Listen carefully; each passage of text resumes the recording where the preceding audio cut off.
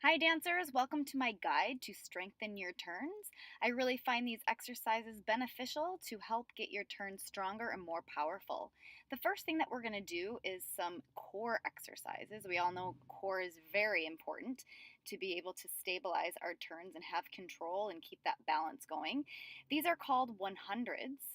It's from Pilates, and we're really going to use our breath and make sure that our lower back is flat on the floor. As I'm pumping my arms, I'm breathing out, out, out, out, out, and that is engaging my core even more. If the legs being at this angle is too hard, you can always lift them up. The next one we're going to do is a twisting exercise, and I want to make sure that you do it like a dancer. So make sure that that foot comes into a high passe and it's connected to that foot that leg that is straightening out. Make sure that you're touching opposite elbow to knee, and again, using that breath, going as slow or as fast as you need to, and really making sure that you're hitting each position correctly. The next exercise we're going to do are to strengthen our releve and our feet and our ankles. Our ankles, ankles, ankles. It's so important to have strong ankles when we're working on our turns. So on your sheet that I have for you to mark off, this is the combination that you will do twice. So you'll have 2 slow rises and then 4 faster rises, usually with the count of 2, and then you'll do 8 quicker ones.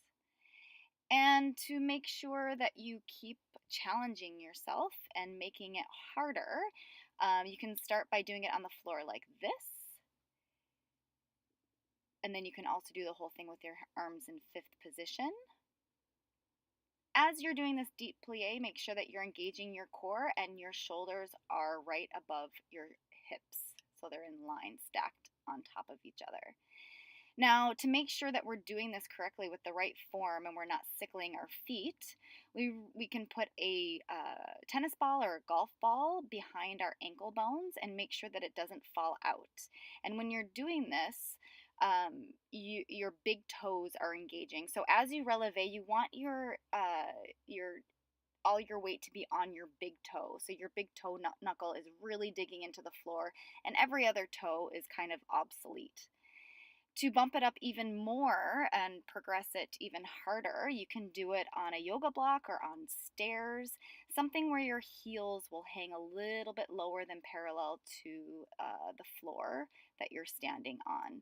This will increase range of motion and stretch out your calves and just elevate the intensity of the strengthening exercise as you're doing it. When you're doing that, you can do it holding onto the bar first and then without the bar, and that will make it more difficult. Next, we're going to do push-ups. So why are push-ups so important for turns?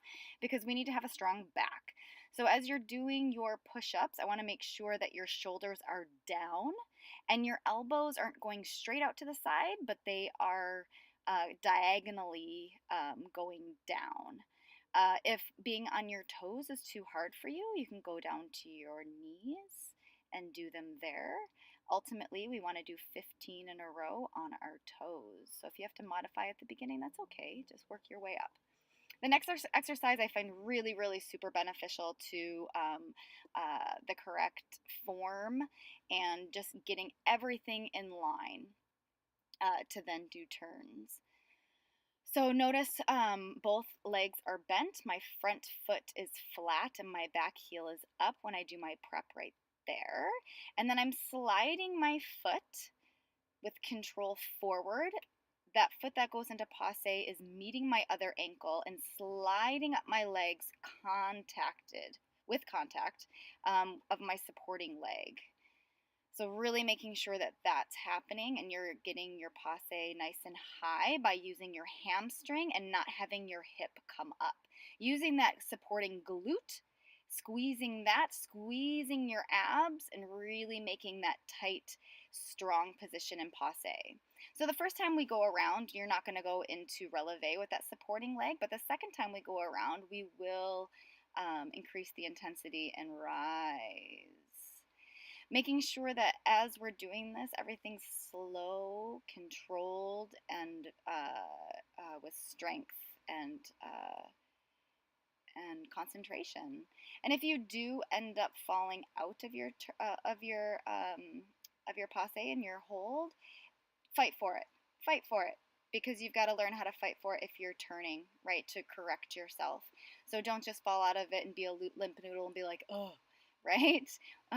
Try not to get frustrated, but just really, really fight for it. Just like I just did right there, fight for it. And then go back and try some more. Making sure that you use your breath as you come up, try and breathe out, and that will engage your core even more. So here I'm just really showing you from the side how I'd like your preparation to be. So your shoulders are down and your shoulders are in line right above your hips and not in front. Some people have a tendency to get them a little bit too far in front of your hips. Okay, both legs are in plie, back heel is up, front foot is flat. The next exercise we're going to do is to help out with your spot. So making sure that your chin stays level and your head doesn't go on an angle right there. That's super important. Making sure that your shoulders stay level. Do both sides. One side's going to feel better than the other. It just does. It is for everybody. So what I like to do is the side that feels not so good, do a couple extra ones on that one. So this is the next progression once you feel really comfortable with that single spot. This is changing spot. So you're going to do a turn and a quarter. So you're going to look and then you're going to find that next quarter turn. Hope this helps you strengthen your turns. If you have any questions, let me know.